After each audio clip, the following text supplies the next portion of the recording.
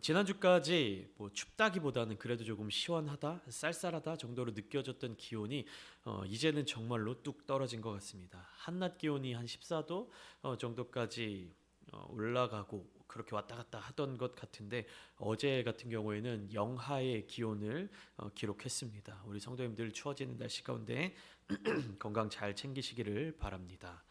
이렇게 급격하게 기온이 떨어지거나 올라가거나 날씨가 바뀌게 될 때면 저는 한 번씩 크게 당황하게 됩니다. 한 2주 전쯤으로 기억하는데요. 제가 금요일 저녁에 이제 금요 예배를 위하여서 교회를 갈 준비를 하고 있었습니다. 이제 가을도 지나고 이제 겨울의 문턱을 넘어설 때인 것 같아서 지난 해에 고이 넣어두었던 겨울 정장 바지를 꺼내 입었는데 이게 제 허벅지와 허리가 이 바지를 거부하는 것입니다. 맞지가 않는 거예요. 너무 당황스러워가지고 그래서 차마 다 입지 못하고 다시 고이 벗어서 옷걸이에 넣어둔 뒤에 여름 바지를 다시 꺼내 입고 교회로 출발했었습니다. 어쩌면 이런 일들이 매년 한 번씩 꼭 저에게 일어나는지 그래서 매년 새롭게 이 다이어트를 다짐해보고 이 다이어트에 대한 고민을 해보지만 참 성공하기가 쉽지가 않습니다. 몇 년 전에 있었던 일이죠. 그러니까 제가 결혼하기도 전에 짧은 기간 갑작스럽게 체중이 불어난 때가 있었습니다.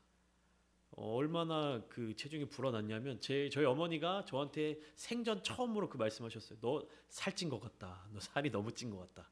그러니까 엄마 눈의 아들이 살쪘다라고 하는 것은 정말 심각해진 것이죠. 그때 굉장한 충격이 있어서 어떻게 살을 빼야 될까? 어떻게 더 효과적으로 다이어트를 해야 될까라는 고민을 하면서 열심히 이것저것 공부하고 이것저것 알아보다가 그동안 생각지도 못한 신기한 사실을 하나 발견했습니다. 무엇이냐면 시작 단계에서 가장 효과적인 다이어트 방법은요. 어떤 운동을 하는 것, 뭐 어떤 요법, 어떤 기법을 활용하는 것 그런 것이 아니라 가장 간단한 거였어요. 뭐냐면 여러분들 뭔지 아십니까? 다이어트의 가장 기본적인 방법, 가장 다이어트를 잘 할 수 있는 방법이 뭔지 아십니까? 네? 비슷해요. 뭐냐면, 그러니까 적게 먹고 많이 움직이는 겁니다. 이게 다이어트의 가장 기본적인 핵심이에요. 근데 이 방법을 이루는 사람이 정말 드뭅니다. 그렇기 때문에 저와 같이 이 평범한 사람들이 다이어트를 조금 더 성공적으로 할 수 있는 방법은 뭐냐면 잘 들으세요. 적게 움직이고 적게 먹는 겁니다. 이해되십니까? 그러니까 다이어트를 가장 효과적으로 하는 거는 적게 먹고 많이 움직이는 거잖아요. 근데 저희처럼 운동의 초보라든지 운동을 잘 하지 못하는 분들은 적게 움직이고 적게 먹는 것. 그러니까 핵심이 뭡니까? 다이어트를 하기 위해서는 먹는 것을 적게 먹어야 한다라는 것입니다. 그러니까 좋은 몸을 만들기 위한 것이 아니라 근육을 늘리거나 아니면 체중을 건강한 탄탄한 몸매를 만들기 위한 것이 아니라 체중을 줄이고 지방을 줄이는 방법으로는 운동을 많이 할 필요도 없다는 겁니다. 그저 먹는 섭취량만 줄이면 된다는 거예요. 어느 정도로 줄이면 되냐? 기본적으로 내가 하루에 소모하는 칼로리보다 적은 양의 칼로리만 먹으면 되는 겁니다. 그러니까 일반 신진대사 활동을 하기 위해서 우리가 아무것도 하지 않아도 기본적으로 소모되는 칼로리들이 있습니다. 성인 기준으로 남자 여자의 차이로 한 2000에서 3000 칼로리 사이에 왔다 갔다 이제 그렇게 소모되는 칼로리가 있는데 최소화하는 겁니다. 내 몸에 주입한 내 몸으로 먹는 그 칼로리보다 소모되는 칼로리가 더 많게 하는 것, 그것이 핵심입니다. 우리가 보통 살을 빼기 위해서 유산소 운동을 한다고 할 때 어떻습니까? 러닝머신을 1시간 달리면 500칼로리에서 600칼로리 정도가 소모된다고 합니다. 1시간 걸으면 250칼로리에서 300킬로칼로리죠. 300킬로칼로리가 빠진다라고 합니다. 이게 어느 정도인지 감이 잘 안 오시죠? 한 600킬로칼로리가 어느 정도인지. 그런데 여러분 피자 좋아하십니까? 피자를 먹을 때 피자 라지에서 한 조각이 한 요 정도 사이즈가 되나요? 요 한 조각의 칼로리가 몇 킬로칼로리냐면 600킬로칼로리라고 합니다. 그러니까 치킨에서 시키면 닭다리 튀김 그 한 조각이 한 300킬로칼로리가 된다고 해요. 그러니까 피자 2조각을 먹고 1시간 달리는 것보다 무엇입니까? 피자를 한 조각만 먹든지 아니면 피자를 먹지 않는 것이 더 효과적인 다이어트라고 하는 것이죠. 우리가 열심히 운동해서 땀을 흘리면 상당히 운동을 많이 했구나라는 만족감이 들 수 있지만 실제적으로 더 큰 효과를 보기 위해서는 우리 몸속으로 들어가는 칼로리의 양을 줄이는 것이 중요하다라는 사실입니다. 식단 조절을 하지 않고 먹고 싶은 대로 먹고 다 먹고 그 죄책감에 또 열심히 달리고 나니 어떻게 됩니까? 또 배고파집니다. 그렇게 돼서 또 먹게 되고 이런 상황이 반복적으로 지속되게 되면 뭔가 운동은 엄청나게 열심히 하는데 정작 살은 빠지지 않는 그런 이상한 상황에 빠져들게 되는 것입니다. 이런 상황이 오래 지속되다 보면 지치게 되고 포기하게 되는 것이죠. 결국 운동하기에 적합한 몸을 채 만들지도 못하고 식욕만 왕성해져서 흔히 말하는 요요 현상에 빠지게 된다는 것입니다. 제가 20대 시절에 운동을 엄청나게 열심히 했습니다. 굉장히 좋아했고요. 어느 정도로 좋아했냐면 좋아했다기보다는 어느 정도로 열심히 했냐면 우리가 금요 예배를 드리고 집으로 돌아가면 거의 12시가 다 돼가죠. 한 11시 반, 12시 정도가 되죠. 그러면 저는 그때 헬스장에 가서 2시간 운동을 했습니다. 밤 24시간 하는 헬스장에 가서 밤 12시부터 새벽 2시까지 운동을 하고 이렇게 집으로 돌아오고 그 정도로 하루에 한 2시간씩 3시간씩 열심히 운동을 했었던 것 같습니다. 근데 그때 제 몸매가 좋았느냐라고 물어본다면 그렇지는 않았어요. 왜 그러냐면 12시부터 2시까지 운동을 하잖아요. 그러면 열심히 운동해서 난 오늘의 운동량을 다 채웠다라고 하고 딱 씻고 옷을 갈아입고 나오면 배가 고픕니다. 그럼 이제 집에 오기 전에 헬스장만 24시간을 운영하는 것이 아니라 또 어디가 24시간 운영하냐면 맥도날드라고 하는 이 패스트푸드점이 또 그 새벽에 문을 열고 있더라고요. 그러면 같이 운동한 동기 목사님과 함께 또 맥도날드에 가서 커피 한잔 하면서 또 작은 햄버거를 하나 먹고 그렇고 이제 집으로 돌아오게 됐습니다. 그럼 어떻습니까? 저는 2시간 3시간 열심히 운동을 하고 살은 빠지지 않고 오히려 몸은 점점 우리 흔히 말하는 근육돼지라고 하죠. 근대가 되어져 가는 겁니다. 살을 빼기 위해서 운동을 했는데 몸은 점점 더 커져가는 이상한 현상에 빠지게 되는 것입니다. 오늘 본문 말씀은 마태복음 5장부터 7장까지 기록되어 있는 예수님의 산상수훈의 결론부입니다. 많은 가르치심을 주시고 그 가르치심을 포괄하여 결론을 내리신 부분이 7장 13절부터 27절까지의 말씀입니다. 그러니까 결론부인 것이죠. 그 중에서도 이 좁은 문에 대한 말씀은 단 2절로 구성이 되어 있습니다. 그런데 뭐라고 시작이 되어 있냐면 어떤 문장으로 시작되고 있냐면 명령문으로 시작이 됩니다. 13절 보시면 이렇게 시작됩니다. 좁은 문으로 들어가라. 그리고 뒤이어 2문장으로 이유를 설명하십니다. 멸망으로 인도하는 문은 크고 그 길이 넓어 그리로 들어가는 자가 많고 생명으로 인도하는 문은 좁고 길이 협착하여 찾는 자가 적음이라. 이렇게 기록되어 있어요. 멸망으로 인도하는 문은 어떤 문입니까? 큰 문이고 또 어떤 길이에요? 넓은 길이에요. 그 길에는 들어가는 자들이 많이 있습니다. 이게 멸망으로 인도하는 문이에요. 반면에 생명으로 인도하는 문은 어떻습니까? 어떤 문입니까? 좁은 문입니다. 그리고 그 길은 어떻습니까? 협착하다. 그래서 사람들이 찾는 자가 적다라고 기록되어 있습니다. 2가지의 문이 대비되어 있죠. 좁은 문과 넓은 문, 멸망으로 인도하는 문과 생명으로 인도하는 문, 이게 서로 반대로 대비되어 있습니다. 그리고 예수님은 뭐라고 명령을 하십니까? 좁은 문으로 들어가라 이렇게 명령하시고 그 뒤에 이유를 말씀하고 계십니다. 본문이 속한 마태복음 7장 7절 말씀도 다음과 같이 시작되는데요. 한번 함께 읽어보면 좋겠습니다. 마태복음 7장 7절의 말씀입니다. 우리에게 참 익숙한 말씀인데요. 같이 읽겠습니다. 시작. 구하라 그리하면 너희에게 주실 것이요 찾으라 그리하면 찾아낼 것이요 문을 두드리라 그리하면 너희에게 열릴 것이니. 주님이 뭐라고 말씀하고 계시냐면 주님이 말씀하시는 이 문장, 이 언어의 이 특징을 살펴보면 예수님은 너희에게 필요한 것을 얻기 위해 구하라 라고 말씀하시지 않으셨습니다. 먼저 뭐라고 말씀하십니까? 구하라. 그렇게 명령하십니다. 그리고 뭐라고 명령하십니까? 찾으라. 또 문을 두드려라 이렇게 말씀을 하십니다. 필요한 것을 얻기 위해 구해라. 찾기 위해 찾아라. 문을 열리는 걸 기다리기 위해 두드려라. 이렇게 말씀하시는 것이 아니라 무엇을 먼저 말씀하십니까? 구하라. 찾으라. 두드리라. 명령문으로 먼저 명령을 하시는 겁니다. 우리는 예수님의 가르치심을 더 깊게 이해하기 위해서 산상수훈의 이 말씀들이 누구에게 주어지는 것인지에 대해서 함께 살펴볼 필요가 있습니다. 마태복음 5장 1절 말씀을 보시면 이렇게 기록되어 있습니다. 산상수훈의 첫 마디인데요. 예수께서 무리를 보시고 산에 올라가 앉으시니 제자들이 나아온지라. 예수님이 복음을 전하시고 병든 자들을 치유하시며 귀신 들린 자들을 고치시는 사역을 온 갈릴리 지역에서 하실 때에 수많은 무리들이 예수님을 따르기 시작했습니다.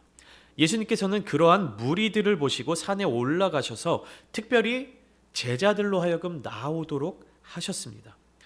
그러니까 예수님의 산상수훈의 말씀이 누구에게 어떻게 주어졌냐를 우리가 생각했을 때 예수님이 말씀을 하실 때에 그 말씀을 듣고 있었던 사람들은 누구냐면 불특정 다수의 무리들이 예수님의 말씀을 듣고 있었습니다.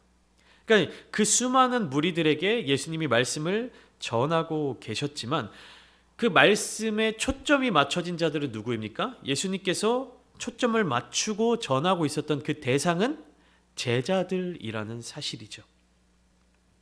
무리들이 아닌 제자들입니다.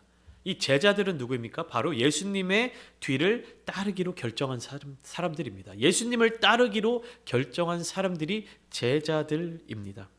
무리들은 누구냐면 예수님의 말씀을 듣고 그 말씀을 들을지 말지, 그 말씀대로 따를지 말지를 자신들의 의지로 선택하고 흘려보내는 사람들입니다. 그러나 제자들은 누구입니까? 예수님의 부르심에 반응해서 따라가야 하는, 예수님의 부르심에 반응해서 예수님 앞으로 나아가야 하는 사람들입니다. 주님의 가르치심대로 실천해야 하는 사람들인 것입니다. 무리들과 제자들의 가장 큰 차이는 주님의 말씀, 주님의 명령에 어떤 반응을 보이느냐 하는 것입니다. 제자들은 결과에 따라 움직이는 사람들이 아닙니다. 그것이 주님께서 하신 말씀이기 때문에 움직이는 사람들이 바로 제자들입니다. 그러나 무리들은 어떻습니까? 그들의 생각에 따라 예상되는 결과를 보고 움직이고 예상되는 결과를 보고 행동하는 사람들입니다. 주님은 제자들에게 얘들아 조금 힘들고 불편하고 어려울 수 있어. 그렇지만 생명을 얻어야 하니까 너희들이 좁은 문으로 들어가지 않겠니? 라고 말씀하시지 않으셨습니다. 예수님은 제자들에게 이렇게 말씀하세요. 좁은 문으로 들어가라.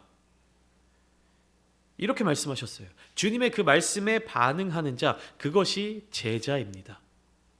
이유 불문하고 예수님의 명령에 따르는 자들이 제자인 것이에요. 주님은 오늘날 그분을 따르기 위해 모인 우리들에게도 동일한 명령을 하십니다. 제자된 자들이 함께 모인 이곳 교회 공동체에 동일한 말씀을 주고 계십니다.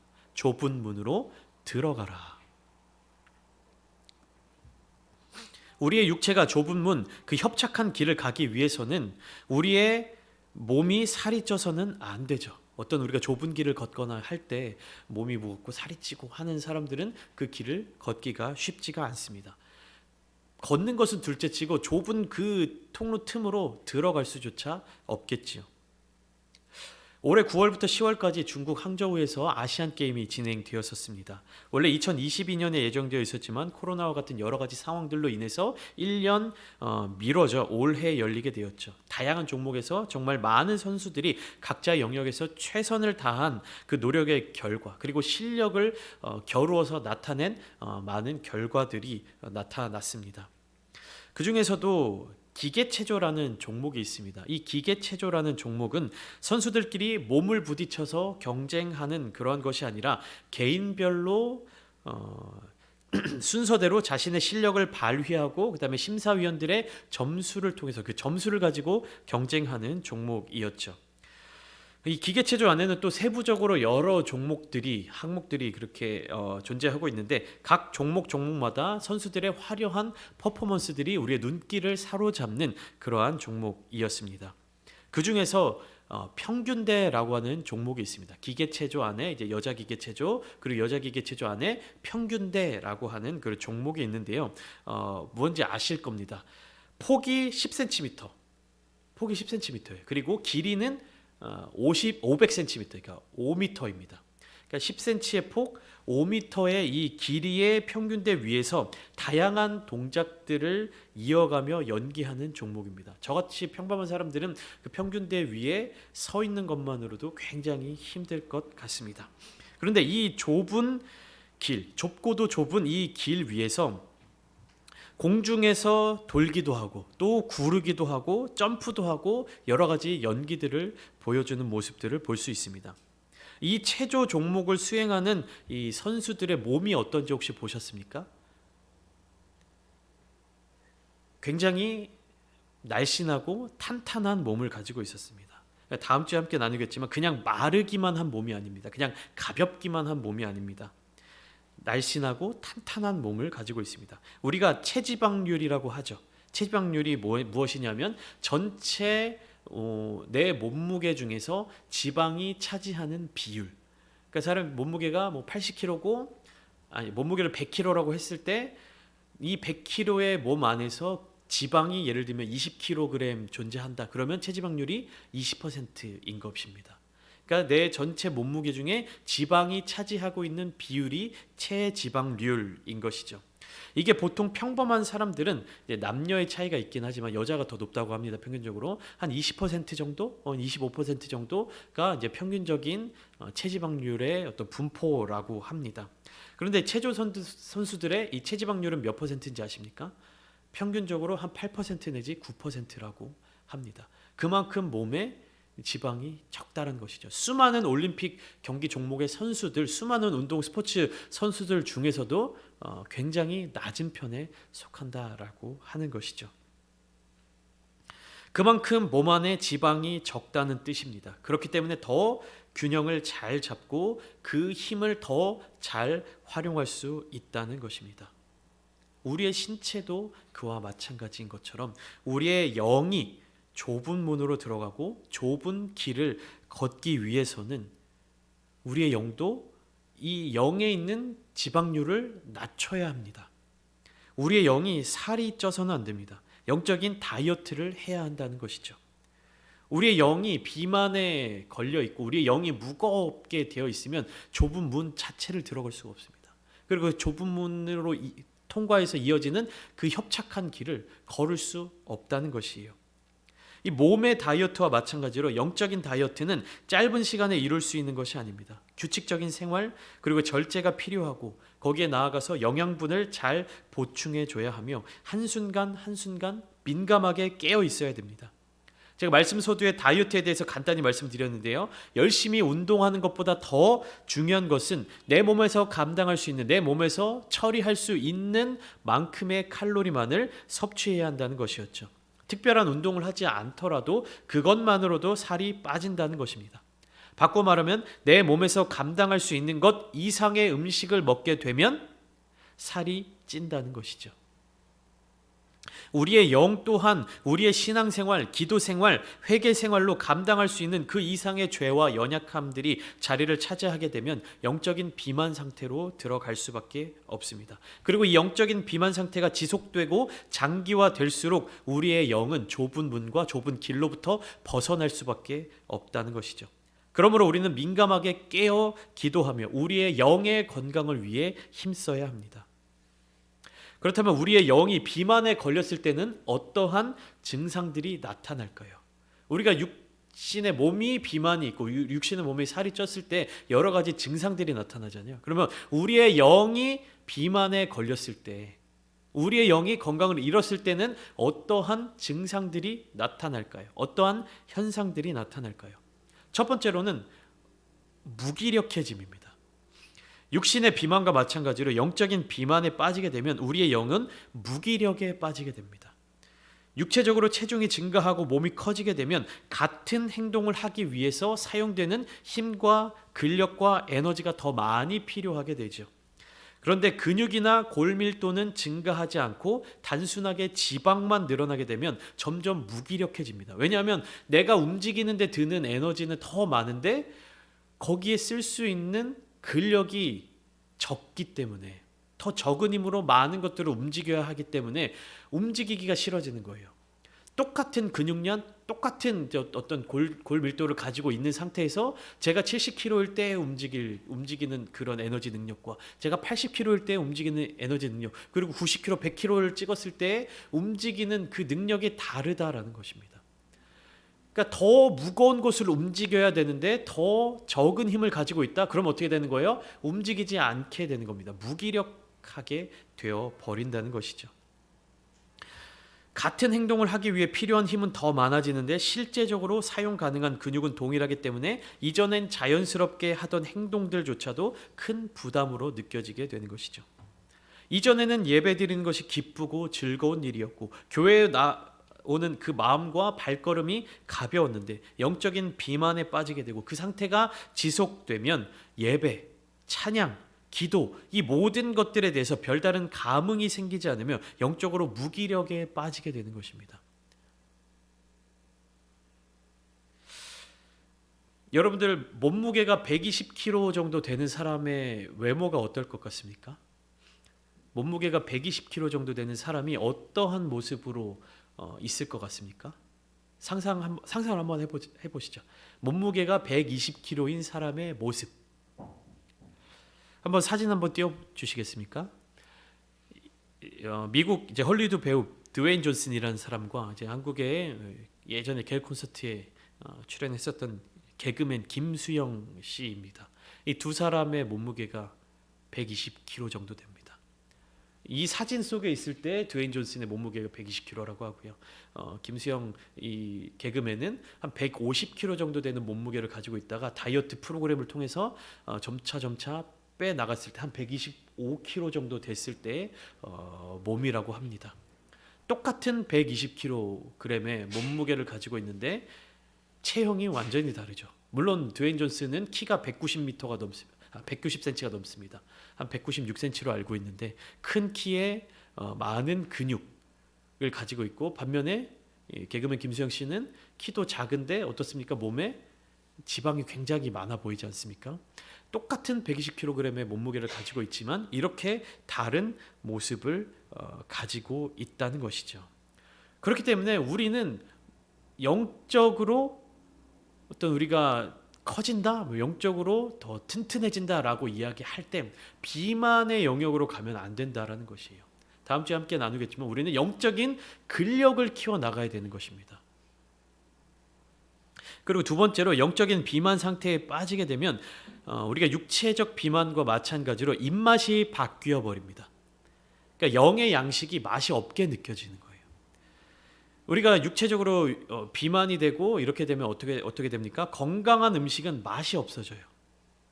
그리고 계속해서 기름지고 자극적인 음식만 찾게 됩니다. 혀의 감각도 둔해져서 계속해서 극단적인 맛을 찾게 되는 것입니다. 이것은 두 개가 연결되는 거예요. 몸이 이제 체중이 불어나는 이제 비만인 사람들은 어떤 이 더 식감적인 자극을 찾아야 되기 때문에 자극적인 음식을 먹게 되고 또 자극적인 음식을 먹게 되면 또 다시 그러한 자극이 강한 음식들을 찾게 된다는 것이죠. 요즘 유행하는 것들 뭐 있습니까? 탕후루. 이 뭐예요? 완전히 설탕 덩어리잖아요. 근데 엄청나게 잘 팔리고 있죠. 왜요? 자극적이기 때문에. 또 뭐가 있습니까? 마라탕. 학생들이 마라탕 엄청 좋아하잖아요. 왜 좋아할까요? 맛있기 때문에?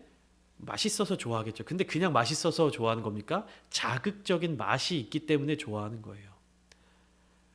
장사를 하고 이러한 사람들에게 있어서 건강한 음식, 건강한 맛을 느끼게 하는 가게는 금방 망한다는 겁니다.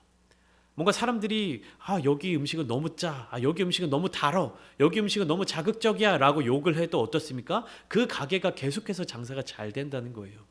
마라탕이라고 하는 이 음식이 왜 계속해서 잘 되고 있습니까? 여러분 뭐 탕 종류에 대해서 좋아하는 음식들 뭐 생각나는 것들이 있으세요? 뭐 설렁탕이 엄청나게 맛있다고 해서 전국적으로 이슈가 됩니까? 뭐 곰탕이 맛있다고 해서 전국적으로 막 그렇게 난리가 납니까? 뭐 갈비탕 이런 음식들이 그런 어떤 뉴스를 타고 이럽니까? 이 제가 말씀드린 이런 음식들은 어떻습니까? 건강한 음식이면서 또 그렇게 자극적이지 않은 맛이잖아요. 근데 왜 이 마라탕이라고 하는 것, 왜 이 탕후루라고 하는 이 간식이 그렇게 전국적으로 큰 이슈가 되는 것일까? 그것은 자극적이기 때문이에요. 자극적이기 때문에 계속해서 찾게 되고 계속해서 먹게 되는 것입니다. 이 가톨릭대 성 빈센트 병원 연구팀에 따르면 이 비만인 사람은 맛을 느끼기 위해서 필요한 어떤 그 요소가 있다고 합니다. 정상 체중인 사람에 비해서 비만인 사람들은 설탕을 한 2배를 더 넣어야 그 맛을 느낄 수 있다 그러고요. 소금 같은 경우에는 한 1.5배 정도 더 많이 들어가야 비슷한 맛을 느낀다라고 하는 거예요. 그러니까 똑같은 음식을 먹더라도 그냥 정상 체중에 있는 사람들은 왜 이렇게 짜지? 라고 하는 부분에 대해서 비만인 사람들은 왜 이렇게 싱겁지? 더 뭐 소금을 넣어야 될 것 같아. 더 설탕을 넣어야 될 것 같아. 이렇게 이야기한다는 것입니다. 뭐 단맛과 짠맛뿐만 아니라 뭐 쓴맛이나 신맛에 있어서도 더 많은 어떤 요소가 필요하다라는 거예요. 그만큼 무엇입니까? 둔해진다는 거예요. 육체적인 비만에 있으면 먹는 것에 대해서 입맛이 굉장히 둔해지게 된다는 것입니다. 어릴 때부터 탄산이나 불량식품을 많이 먹어 버릇한 아이들이 식사를 제대로 하지 않는 모습들이나 영양은 없고 칼로리만 높은 음식들만 찾게 되는 경우와도 마찬가지입니다. 우리의 영이 비만에 빠지게 되면 달고 오묘한 그 말씀, 이 생명의 말씀이 맛이 없게 느껴지는 거예요. 먹어도 무슨 맛인지를 모르게 되는 것입니다. 말씀을 읽고 기도를 하더라도 이게 나에게 있어서 나의 영에 있어서 무엇인지 아무런 자극이 느껴지지 않게 된다는 것입니다. 그리고 세 번째는 우리의 육체가 비만에 빠지게 되면 어떤 위험성이 커지냐면 성인병이라든지 이 합병증에 빠질 위험도가 높아진다고 합니다. 그러니까 육체의 비만에 걸리면 가장 큰 위험은 고혈압과 당뇨와 같은 이 합병증에 노출되는 경우예요. 그러면 영적인 비만 상태가 길어지면 어떠한 현상이 나타나면 악한 것들이 더 쉽게 공격하고 더 쉽게 침범하여 들어오게 된다는 것입니다. 마치 늪에 빠진 사람처럼 서서히 그리고 천천히 깊은 어둠 속으로 빠져 들어가게 된다는 것이죠. 그렇기 때문에 우리는 어떻게 해야 되는 겁니까? 우리의 영의 건강을 위해서 늘 깨어 힘써야 하는 것입니다.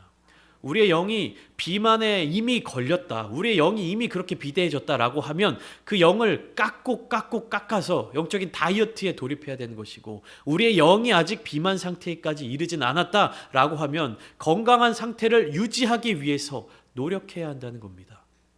영적인 비만 상태로 빠져들지 않기 위해서 깨어 있어야 한다는 것입니다. 우리는 우리의 영의 건강을 위해서 무엇을 할 수 있습니까? 첫 번째, 하나님의 전신갑주를 입어야 합니다. 에베소서 6장 10절과 11절은 이렇게 기록하고 있습니다. 끝으로 너희가 주 안에서와 그의 힘의 능력으로 강건하여지고 마귀의 간계를 능히 대적하기 위하여 하나님의 전신갑주를 입으라. 이 전신갑주를 입어야 돼요. 갑주가 무엇입니까? 전쟁에 나가는 군인들이 착용하는 장병, 그런 어떤 도구들입니다. 갑옷입니다. 근데 몸이 막 이렇게 비대해지고 몸이 살이 쪄가지고 이 갑옷을 입지 못하고 그것을 근육이 없어가지고 칼을 들지 못하고 방패를 들지 못하게 되면 우리가 어떻게 영적 전쟁에서 승리할 수가 있겠습니까? 갑옷을 입을 수 있을 만한 몸을 만들어야 되는 것이고, 칼을 들고 방패를 들 수 있을 만한 그러한 근력을 키워야 한다는 것이죠. 그 두 번째는 무엇이냐면 나의 현재 영적인 상태를 대면하여 점검할 수 있어야 하는 겁니다. 운동을 하기 위해서 헬스장을 찾으면 가장 먼저 하는 것이 무엇이냐면 인바디 체크라고 하는 그러한 검사를 합니다. 이게 무엇이냐면 기계를 통해서 나의 신체 건강은 어떠한지, 근육량, 그리고 체지방량, 골밀도, 수분 등등 나의 신체 상태를 정확하고 세부적으로 측정을 합니다. 그리고 각기 사람마다 다른 결과가 나오면 그 결과에 맞추어서 가장 적합한 운동 방법을 추천해 줍니다. 결코 쉬운 작업은 아니지만 우리는 항상 우리의 영적 상태를 점검할 수 있어야 합니다. 헬스장에 처음 가서 신체 검사를 하는데 자신감 있고 자랑스럽기는 어렵습니다. 저도 오랜 시간 운동을 쉬었다가 다시 헬스장에 나가게 되면 한없이 제 몸에 대해서 부끄러워지고 그 인바디 검사 결과에 대해서 너무나도 민망해집니다.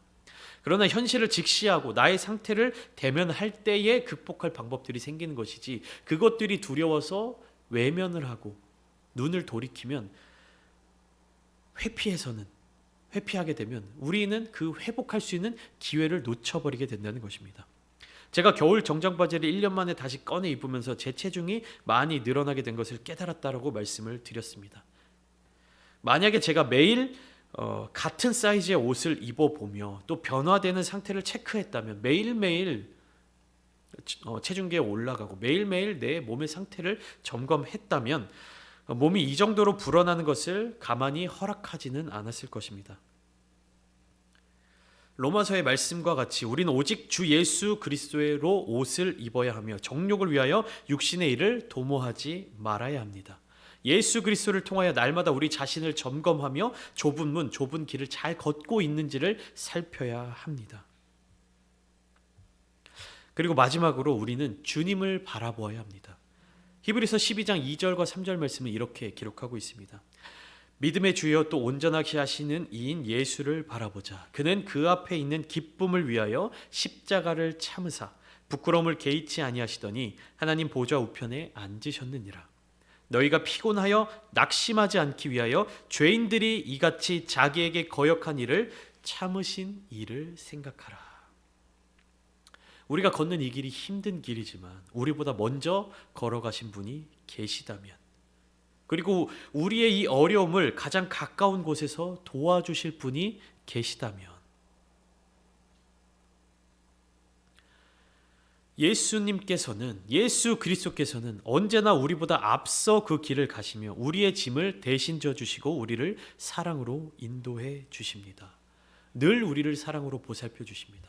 그 주님을 바라보아야 됩니다. 그 주님을 주목해야 됩니다. 그 주님으로부터 눈을 돌려서는 안 됩니다. 주님을 바라본다라고 하는 것, 이것이 무엇이냐면, 내가 삶을 살아가다가 내가 어떤 위기에 빠졌을 때 혹은 내가 어떤 필요를 느꼈을 때 그제서야 주님을 보는 것, 이게 주님을 바라보는 것이 아니에요. 그때는 이미 늦다는 겁니다. 주님을 바라보라라는 것은 주님으로부터 시선을 빼앗기지 말라는 것입니다. 주님을 향한 마음을 잃어버리지 말라는 것입니다. 잊어버리지 말라는 것입니다. 우리가 삶을 살아가다 보면 어떤 일을 닥치게 되고 어떤 일에 빠지게 되면 급히 막 주님을 찾을 때가 있고 이러지 않습니까? 항상 주님을 기억하고 항상 주님을 바라보라고 이야기는 하지만 우리의 삶을 살아가다 보면 그렇지 못하고 놓쳐버릴 때가 너무나도 많지 않습니까? 항상 주님을 바라보라는 것이에요. 무슨 일이 생겼을 때 주님을 바라보라는 것이 아니라 항상 주님을 바라보는 삶을 살라는 것. 그 주님께서는 어떠십니까? 늘 우리를 주목하고 계시고 늘 우리를 바라보고 계신다는 것입니다. 그 사랑의 주님과 눈 맞추며 살아가라는 말씀이에요. 늘 우리를 바라보시고 늘 우리를 지켜보시는 그 예수님을 바라보는 삶을 사시기를 축복합니다. 사랑으로 인도해 주시는 그 사랑의 주님을 바라보시며 좁은 문, 좁은 길, 기쁨으로 걸어가시는 저와 여러분들이 다 되시기를 주님의 이름으로 축원합니다.